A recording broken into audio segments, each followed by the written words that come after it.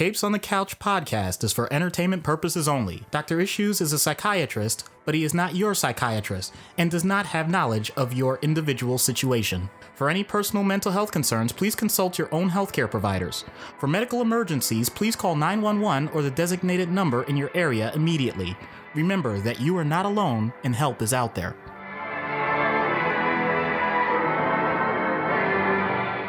Hello and welcome to Capes on the Couch, where comics get counseling. I'm Anthony Sitko. And I'm Dr. Issues. This is issue number 74, Alfred Pennyworth. I think he's worth more than a penny. Yeah, worth a couple of pennies, possibly. Perhaps even in for a pound. Wow, that's record time. I don't remember having a pun that early. Yeah, usually you save them to the end. Yeah. So, it blows my, we're coming up on 75 issues, 75 episodes. Mm-hmm. Technically, we have more if you count the Mental Health Avengers, but I'm not counting those in the main canon line, so to speak. They're like the spinoff episodes. Yeah. So before we get started, a little bit of housekeeping as always. We've got a review to read from our friend Ray over at Into the Night. And I need to get to the post office so I can send him the international postage, but I literally have not had the time and ability to go to the post office. And now I'm a little hesitant because I don't know if I want to send coronavirus around the world.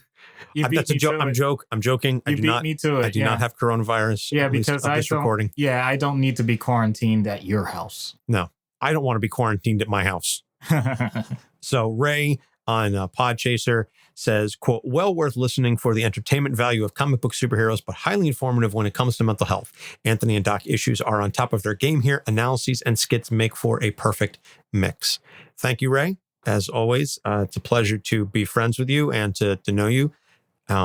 Looking forward. I will be guesting on an episode of Into the Night in the next couple of weeks. We are going to be covering the top 5 Moon Knight artists who are not Bill Sienkiewicz. Because we sort of all collectively agreed that Bill would all be our number one. So it's like, we're going to like throw all the love on Bill Sienkiewicz in the beginning and then go, okay, take him out of the equation. Who else is your top 5? Your top 5 Moon Knight artists not named Bill Sienkiewicz.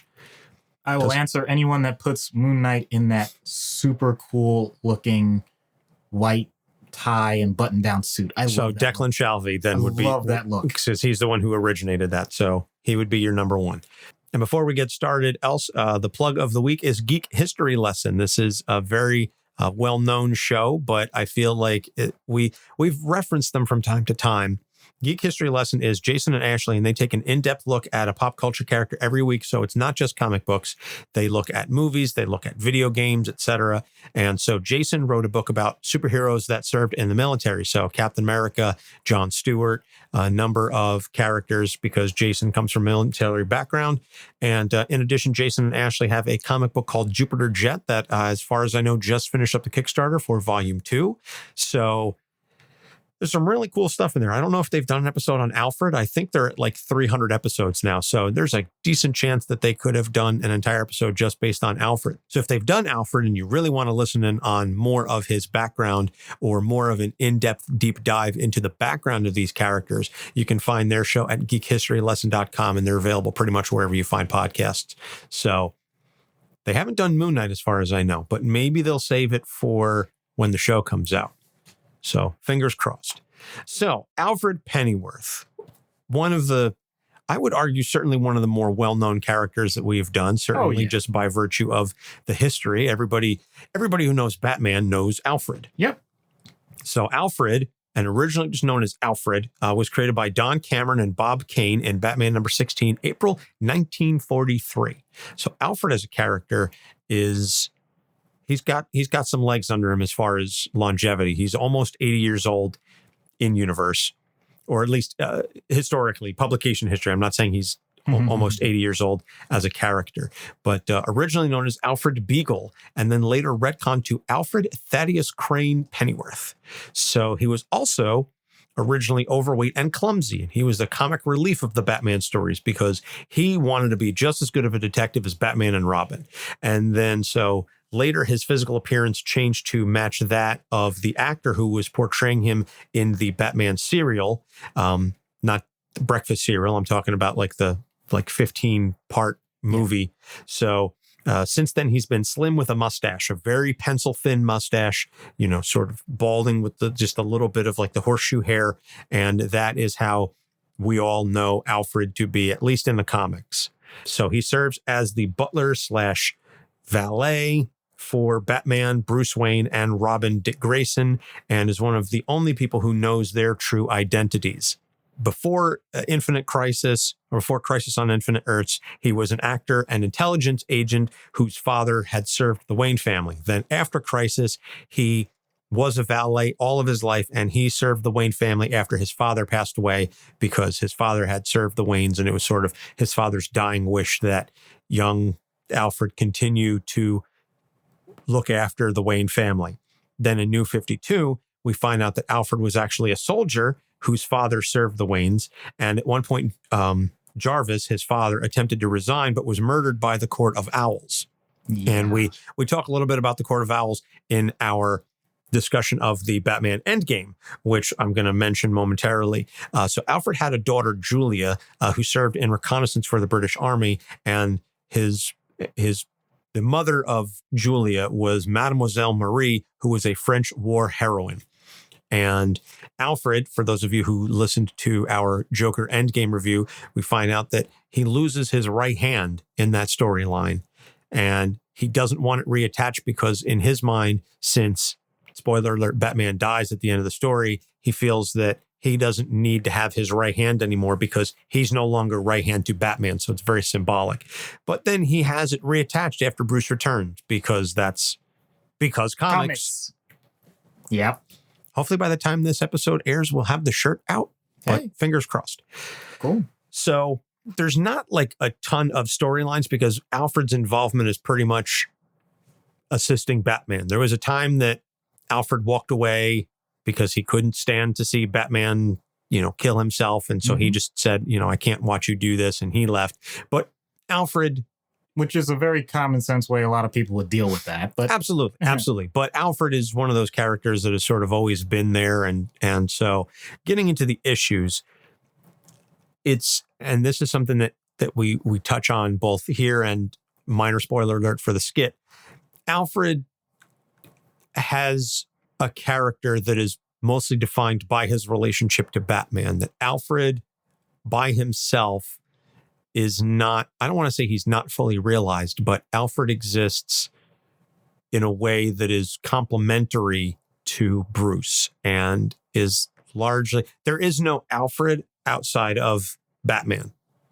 And it's almost like, dare I say, that Alfred is written like many girlfriends or wives of comic book characters, that they have no characterization outside of their relationship, that we get bits and pieces here, but their only purpose in the story is to drive the main male character. Yeah. It's just in this case, Alfred is also a man himself. So he is a surrogate father to Bruce, and he carries all the burdens of knowing Batman, Bruce Wayne. He knows, frankly, a lot of the secret identities of the rest of the Justice League because he is so valued as an asset to Batman that Superman opens up to Alfred. The rest of the Justice League, they're very comfortable being around Alfred, which is a wonderful thing. But the surrogate father thing, because as we all know, Bruce's parents were gunned down in the alley with the pearls, the whole shebang. If you've seen a Batman movie, you've seen that flashback umpteen times.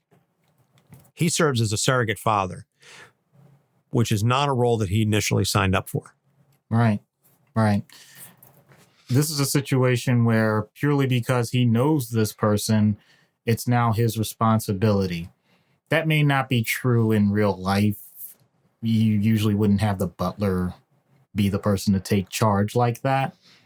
But it's clear that his established connection to the family, and you're an attorney, so you would know this better than me, but if they put that in the documentation, then so be it.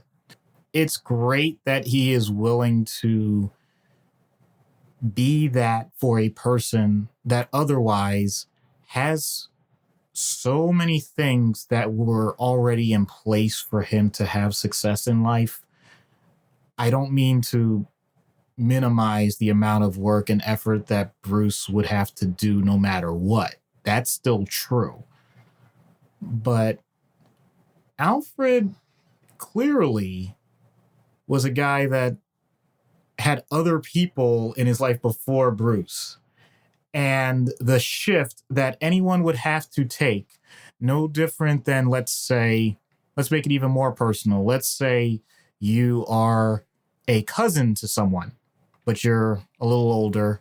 And actually, this just goes back to Yorick. This goes back to any of the Disney characters. For whatever reason, you don't have your parents. You're the person that is considered closest to the situation, and therefore you're going to take on the responsibilities of parenting, despite the fact that either by choice or by circumstance, you had no other inclination that you were going to be a parent in that sense. Yes, Alfred has a daughter. I'm not talking about that. I'm saying, okay, his daughter now is moved on with her life. She's an adult.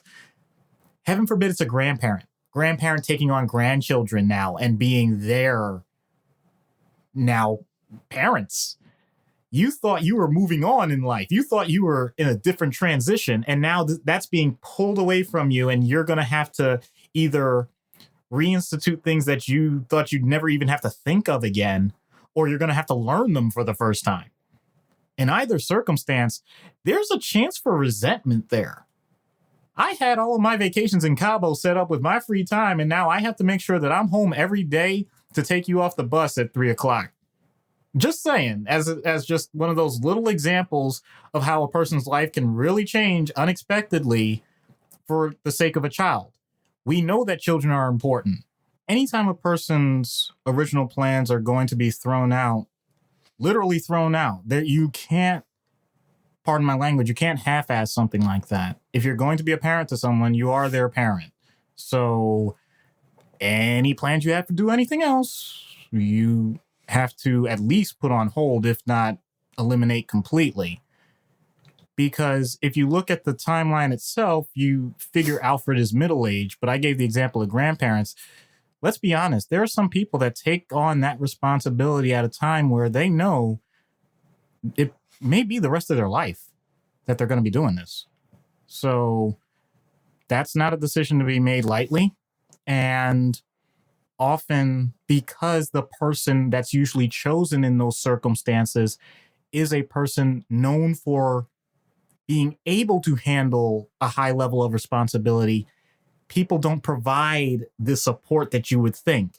With newborn parents, everybody in general that is available will come to the service of the new parents to let them know that we're here for you. We've been through this before. We'll help guide you.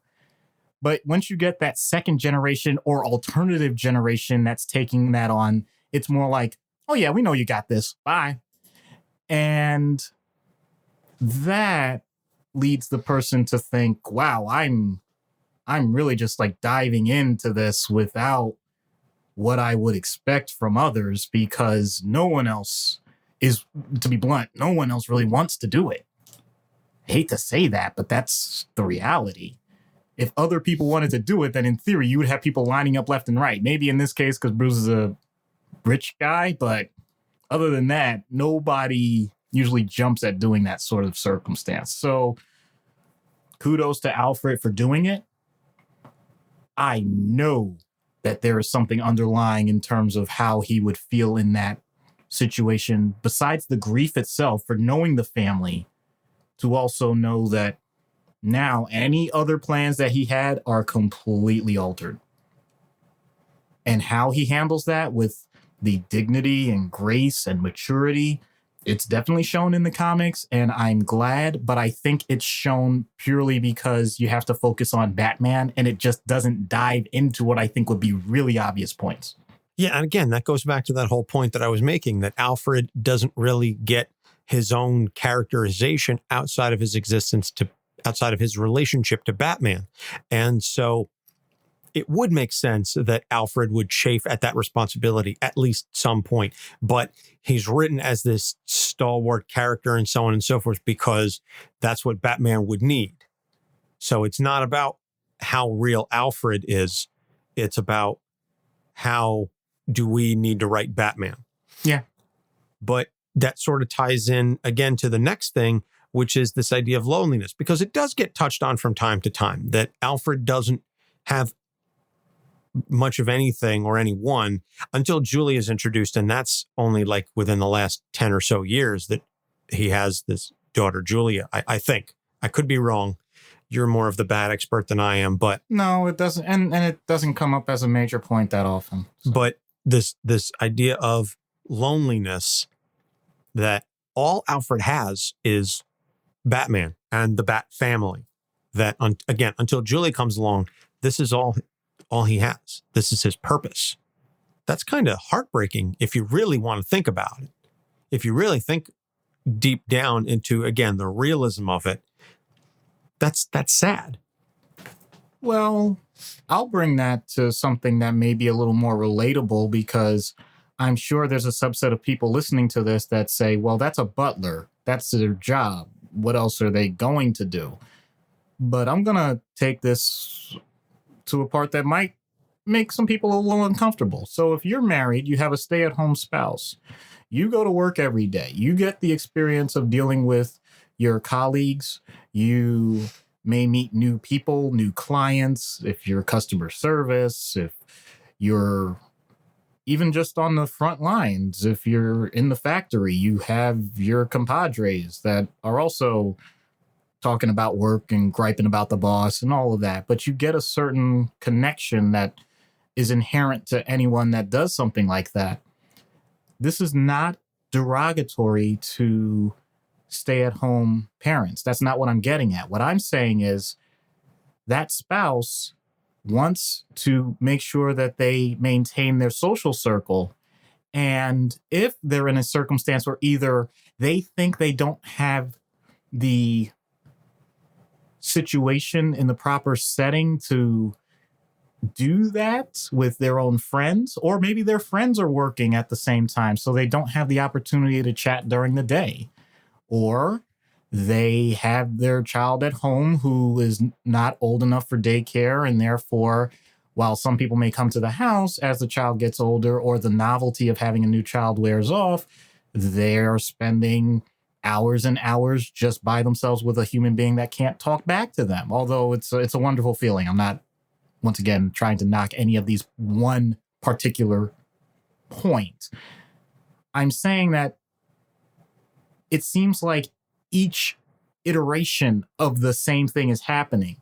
There is always a prolonged period of time where that person is by themselves, but is longing for the connection with someone else, be it their spouse, be it their friends, be it even just acquaintances in society. Many people turn to different avenues to help alleviate that, because loneliness can be associated with boredom. So they may go shopping more often. They may pick up a vice or two, such as alcohol, or, there's a reason why the trope of, the desperate housewife with a glass of wine developed in the first place. All of these things come into play because of the way our society is set up. During the working hours, during the work week, you are either going to be doing that or no one cares. I'm not saying that that is fair. I'm not saying that is right. I'm saying that that is overwhelmingly the way things unfortunately get designed. And people get marginalized in that way. And then if it comes up that the person at any point appears unhappy about the circumstance, the response from the people that in theory should be the most supportive and inclusive may end up being a backlash. I come home, I put food on the table for you, I make sure that everything is paid, the bills get paid, the lights are on, and all of that, and all you can do is whine about how you don't have anything to do? How dare you? That's not right. That's not fair, but it happens. So obviously, even the one person that's considered the greatest connection, if we're talking about a monogamous relationship, and I'm not even talking necessarily that it has to be a marriage, it could be, believe it or not, it could be roommates. There have been situations, let's say you have a roommate gets injured, disabled, can't work for a while. They can go stir crazy. What on earth are you doing all day? Aren't you supposed to be in rehab getting better physically? I've seen so many variations of this. And the fact that often these people are trying to anchor to that one person, while that one person is saying, I have everything else in my life. Why would I just anchor to you? It's such an imbalance anyway, that when that person who's lonely is looking for those other outlets, hate to bring this up, but sometimes they look for outlets that none of us think are healthy. I already mentioned a few, but also I'm talking about really breaking monogamous relationships, cheating, whatever, just as examples. But that's the reason those things happen. Now, I know a lot of people are saying, Doc, you're going way off here. What does this have to do with Alfred? Well, Alfred makes sure that Batman stays alive. He makes sure that he's able to be coherent enough for a business that he's supposed to be doing during the day. And he doesn't go out with Batman to do all of these things. But then in the time that he's not around, that Batman is not around, what is Alfred doing? He's cleaning everything up. He's taking care and doing his job, which is a solitary job. He isn't reaching out to other people as far as we can see. He's literally waiting for Batman to come back to know what the next thing is that he has to do. That goes beyond being a paid servant. That goes to indentured servitude and subservience that is not healthy and has not been considered healthy in society for a long time.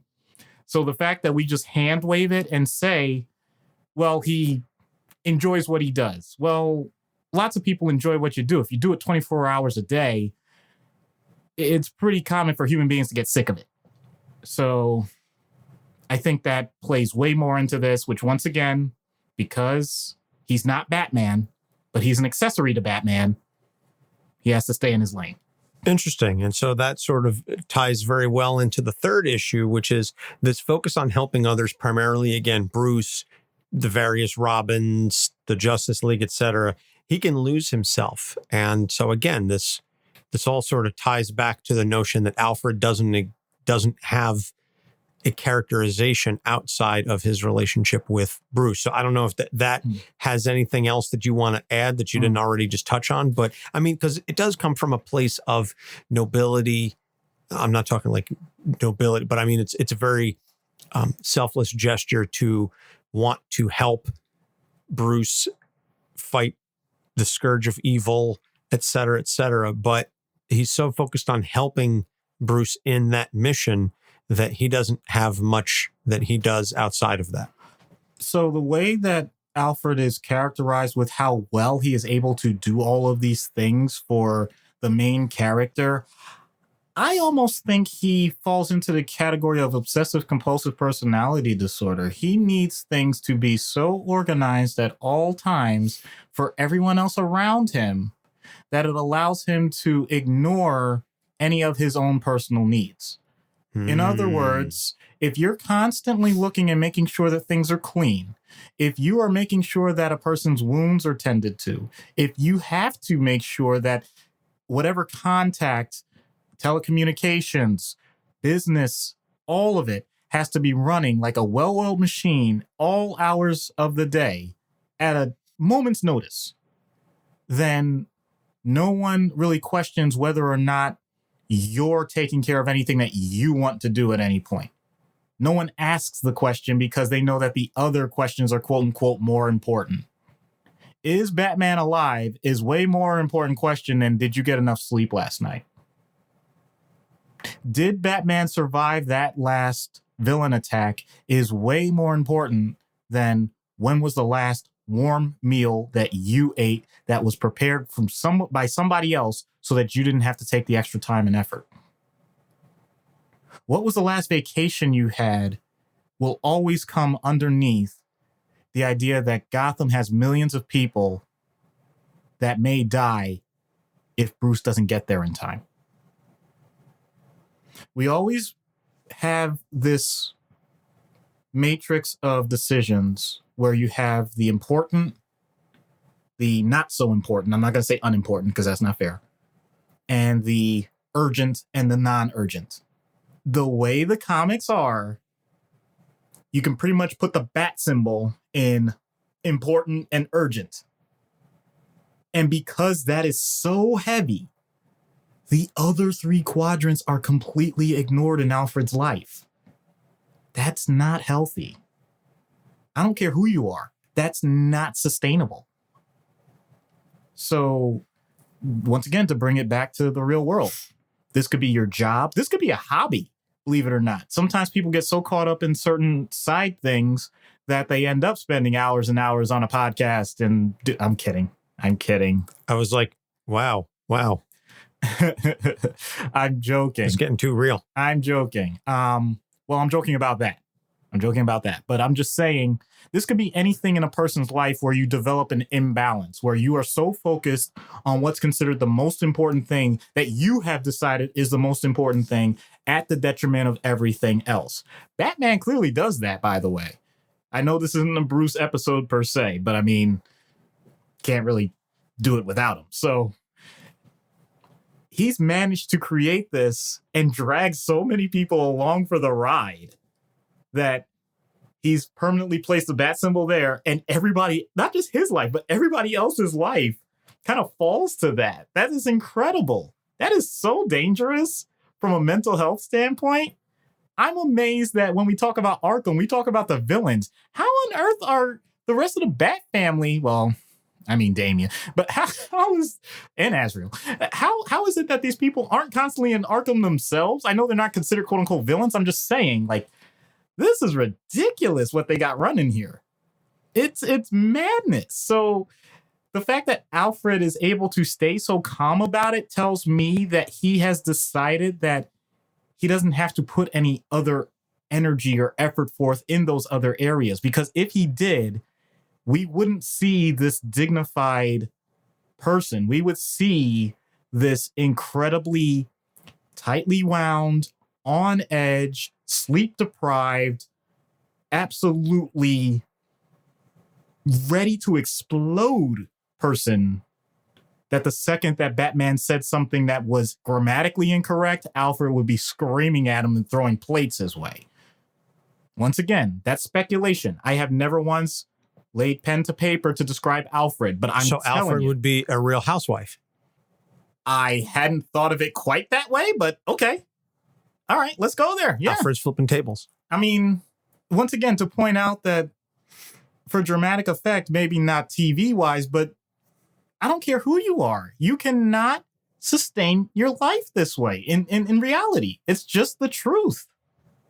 So I love Batman comics. You know I love Batman comics. I love Alfred as a character, but I'm not going to say he's not realistic. All right. Well, we're going to take a break, and then we come back, we will look at treatment for Mr. Pennyworth. So stay tuned. We'll be right back. Think of a movie. By instinct, the first movie that comes to your mind is probably one of your favorite movies, one that is meaningful to you in some way. Maybe you connected with the characters. Much more relatable to me that a chick could survive and have the cat come with her. Maybe the story enthralled you. It is a beautiful, moving, haunting movie. Or just maybe it made an emotional connection at just the right point in your life. Just an all-around nice movie. But, and this is the part that's hard to believe, there are people out there who have not seen this movie. I'm Rafe Telsch, and my podcast, Have Not Seen This, aims to fix that. Each episode, I talk with a guest who handpicks a movie for us to discuss. A movie that they find astonishing that people may not have seen. Why haven't people seen this? We talk about the movie. Laura Dannon being able to compel Willow to be the best version of himself. We talk about life. And I lived with roommates and we did hard drugs. So join me on Have Not Seen This. Episodes drop every Wednesday, wherever podcasts are found. Remember the first time you held a controller?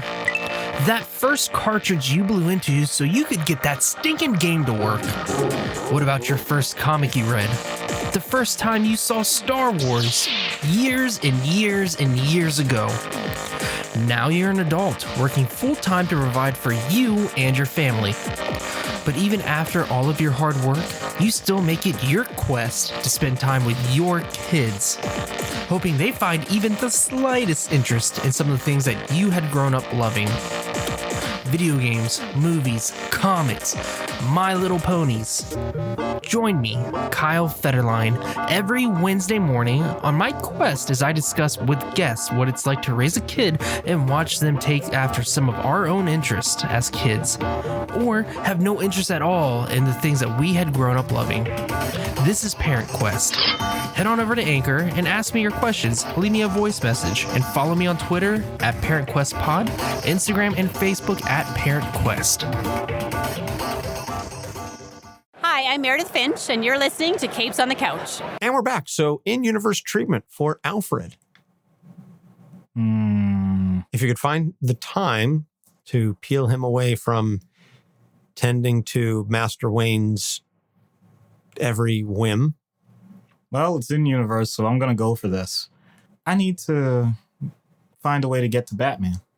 I need to figure out something that isn't going to get me maimed, because Batman doesn't kill, but he sure as heck incapacitates, gives concussions, breaks bones. So I need to be careful. I don't want to do something that is so dangerous that he really needs to physically attack me, but I do need to be on his radar. I'd almost like to find a way to get my hands on Dr. Hugo Strange's equipment. I really want to know what's going on, and I want to get Alfred in it. I do. I want to just absolutely get into that head. I don't understand how he's been able to endure this for this long. So from that standpoint, anything I could do to get Batman's attention so that Alfred would make me a focus, almost... I have a completely alternative idea. Because one person can't manage a whole mansion. I don't care who you are. He needs some help. He needs a lot of help. I'm Alfred's understudy. Okay. Because then he has to actually show me what it is that he does on a daily basis. And that gives me the opportunity to question it. And I want to question it to needle him. Not to needle him to antagonize him, but to actually make him wonder, how is it that he's able to continue to do these things without actually creating the rest of the life that he is going to have to live at some point? If he doesn't think that he is going to develop some sort of physical limitation as he gets older that will not allow him to meet the services of Bruce Wayne, let alone Batman, then he's sorely mistaken. And if he's not ready for a transition like that, he's going to create more harm for Bruce. That's where I get to him. The idea that he would actually be responsible for creating harm for Bruce Wayne is something that he wouldn't be able to tolerate. And so therefore he would have to start to delegate to other people, including me. Not that I want to be a butler, but I'm saying I need to get in at that level. And it doesn't become an affront to someone like Bruce Wayne, because we already know if Alfred is accepting of him, then there's a greater chance that Bruce is accepting of me. So I think that's my way in. I totally changed mid-course. I think if I go that route, it allows me to get to know him on a level where he would actually allow me to make the kind of changes. Yes, it would end up almost being like the typical comedy where, hey, you can't mess up my system, and like, oh yeah, well, watch me. But that type of challenge would be good for him. Okay. Alfred's understudy. It's a fascinating concept. Don't think it's ever been even considered in the comics. So I need to, what you say is I need to make sure I get that out to DC before they take my idea. Yes, you do. So, hey, as we're recording this, Gail Simone is running like comic school for folks that are staying at home due to the coronavirus. So I'll take a look at that Twitter thread and see if there's anything in there that you can use. So out of universe, go for it. Yeah, we have those people. We have those people in life that just feel like they're totally isolated, that everyone else is living a certain life out, quote unquote, out there while they're in here and there's nothing for them. And they're trying to fill that void. So first of all, as I've mentioned in numerous occasions, giving them that voice, making sure that they're heard is the number one thing. From there, it becomes a development of what do you want to work on first? In other words, what is the most pressing issue for you? We need to change this rubric again from someone else's most urgent, most important. What is your most urgent, most important? Is it your friend circle? Is it acquaintances? Is it a job? Is it something outside of the home? Is it more inside the home? Can you do something from your own home like a business? So maybe a podcast is a great idea. See, I can bring positive to it too. Whatever it is, focus on one quadrant at a time, because all of them need to be dealt with, but it has to be dealt with from the person's standpoint, not their significant other's standpoint. So that's the first thing. The second thing is processing the fact that the person may not be aware that there are emotions tied to this. In other words, their first thing may be that they're connecting to someone again for the first time in a long time, and that's their only focus. But above and beyond that, do you want to re-strengthen the original relationship and challenge the boundaries with that person? And we can be a guide to that. We're not telling them, oh, well, you need to break up with this person or you need to divorce them. We're not telling them, oh, well, you need to go to couples therapy and all. Well, I'm not going to lie. Sometimes we do say that. But my point is, whatever decision is made, okay, how do we support you so that the next step would be your own personal strengths and weaknesses when it comes to interacting with others? Interpersonal therapy can be crucial for this because it's a use it or lose it scenario. If you haven't actually taken the time to meet other people or talk to them in different circumstances, it could be around a common hobby. It could be in circumstances that you don't even know. The best agency that I know of, and this has nothing to do directly with psychiatry or psychology, is Toastmasters. The idea that you develop public speaking skills, because it gives you the confidence, especially about things that you don't even know about, to simply put yourself out there and say to people, I'm confident enough in something that terrifies the majority of the world, and I'm still willing to do it.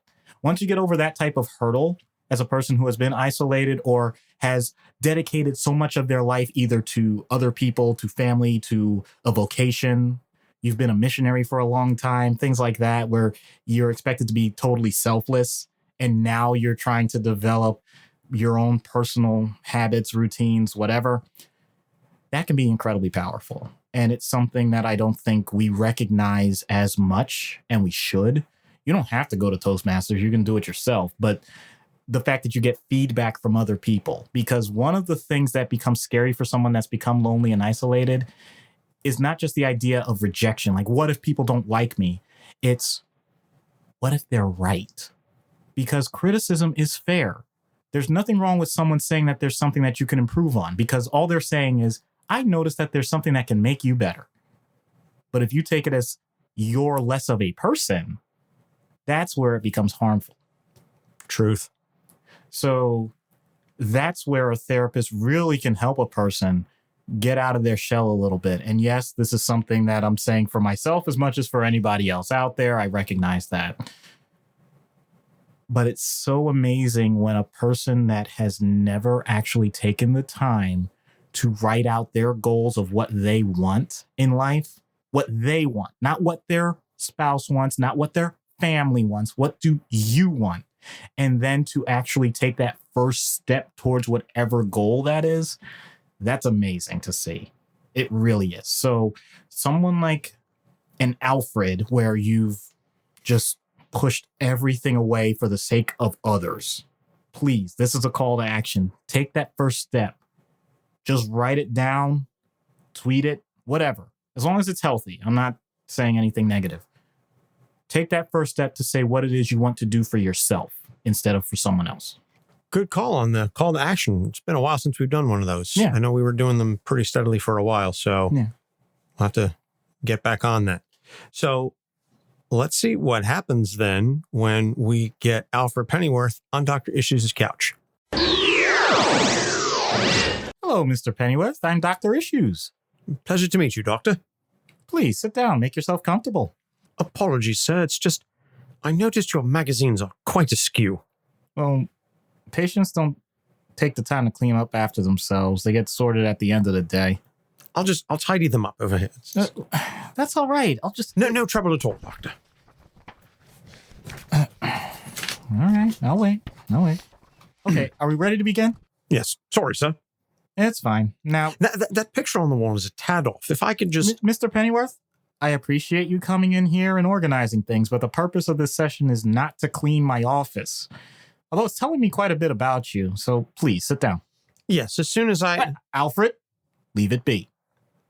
Yes, sir. I see you have a bit of compulsion for organizing. Must come in handy in your line of work. Well, Master Wayne has so much on his mind, it's my duty to help him make sense of the rest of the world and keep his life free of clutter. Even at the expense of your own life? I beg your pardon, sir. Doesn't seem like you know how to let loose. I fear that the stress of your job and everyday life's going to catch up to you. I appreciate your concern, Doctor, but I promise you I'm quite all right. Now, about that picture there... I get the feeling that you're uncomfortable being the center of attention. That must have made it difficult for you as an actor. Oh, nonsense. I was quite comfortable acting. I excelled in ensemble roles. As long as the spotlight wasn't solely on you. Well, precisely. If I can help uplift those around me, I feel fulfilled. But what about you? I understand you feel good helping others, and that's great, but who helps you? I fear that you're spending so much time focusing on others that you're losing any sense of self. You're still a person with needs, Alfred. Make sure they get met once in a while. You know, in some way, I feel we're kindred spirits, you and I. You clearly dedicate your time to your patients, but there is a practical measure that's applicable to all this that you're missing for some reason. Which is... Pardon me, this is perhaps too forward of me, but how much money do you make?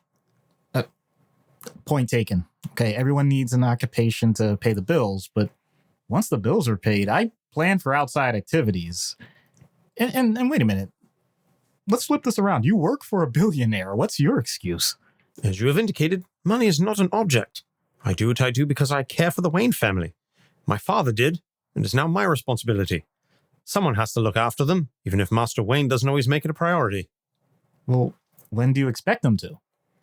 Quite frankly, I'm not sure he's capable of it. Therefore, the job falls to me. Not capable? A man of his intelligence, his means, his ability to care for a ward, both by choice and by fate, yet he can't do what you do. I'm not sure I believe that's the case. Well, you can choose to believe it or not. It's just a simple fact of life. Wow, how fatalistic of you. Okay, this might be a little touchy, but does he view you as part of the family? Absolutely. In many ways, I'm the only friend he has. And before Master Damien came along, I was the only family he had. Father figure? To him, yes. The tragedy struck him so young, he needed someone to lean upon. Naturally, I was there to help him recover and grow. Okay, so he grew up to be Batman with a singular focus and disregarding all other aspects of his life. So all those other aspects he leaves to you. So why didn't you just help him diversify his interests?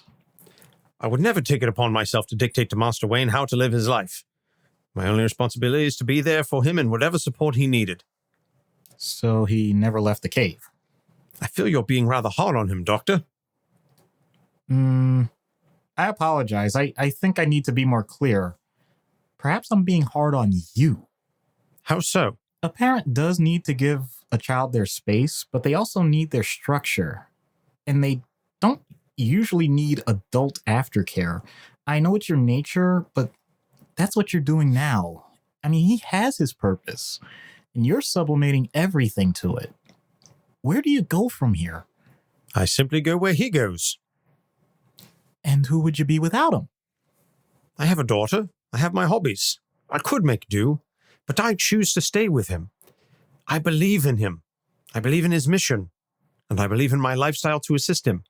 I know that I was born to help him. Quite resolute. And if there had been no Batman, just a rich playboy philanthropist, what then? Then I would do what was needed to help him in that regard. So we've established that the person is more important than the cause. Is that right? Okay. All right. If he were a thief, if he were a murderer, what then? The simple fact is, Doctor, he is none of those, and therefore hypotheticals do not apply. Okay, then let's use facts. You have a man who chooses to isolate himself, who at times runs against the grain of society. He's outside the law. He's willing to fight. He puts his life on the line, yours as well. At times he sacrifices his personal relationships, his own physical and emotional health.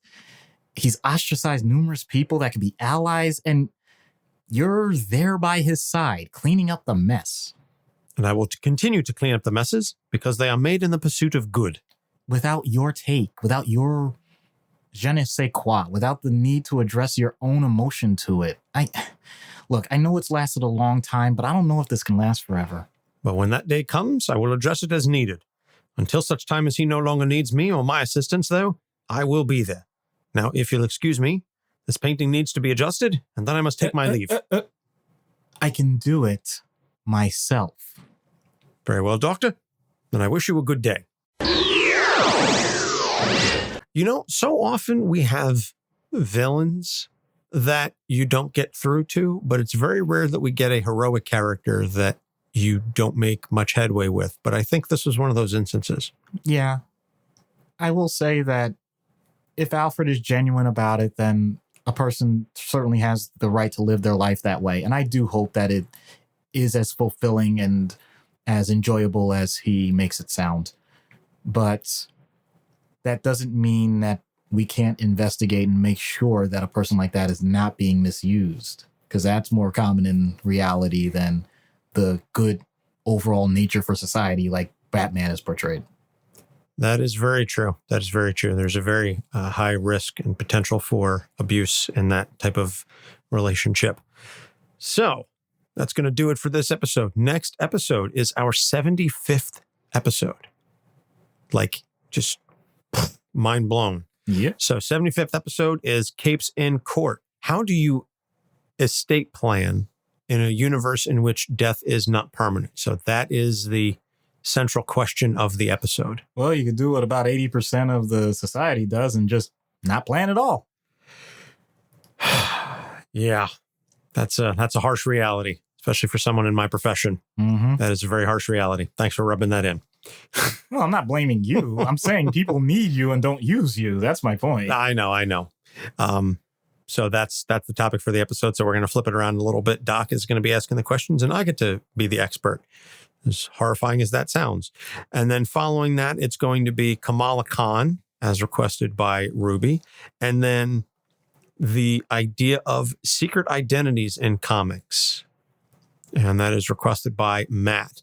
So those are the selections made by our patrons. And you can join the ranks of our patrons. If you go to patreon.com/capesonthecouch, you can subscribe at the $1, $3, and $5 level, earn a whole bunch of additional awesome content. The bloopers just went up, and we've got the review coming up for Lock and Key, which I believe by the time this episode airs will have been recorded and released solely for patrons. So you can check that out. We've got our TeePublic page. You can go and check out some cool merch. We just finished with our sale, and we are available wherever you find podcasts at this point, pretty much. As far as I know, we're on all the major podcatchers, and you can find us on social media at Capes on the Couch and email capesonthecouch@gmail.com. So that's going to wrap it up for this episode. Doc?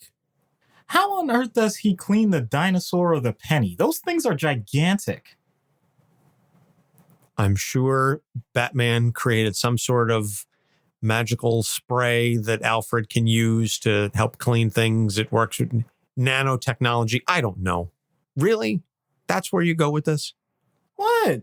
The dude has to clean everything. It's a cave. Can you imagine someone like that saying like, oh, yeah, just live in this dank, dark cave with all this other stuff and I won't worry about it? Really? Come on.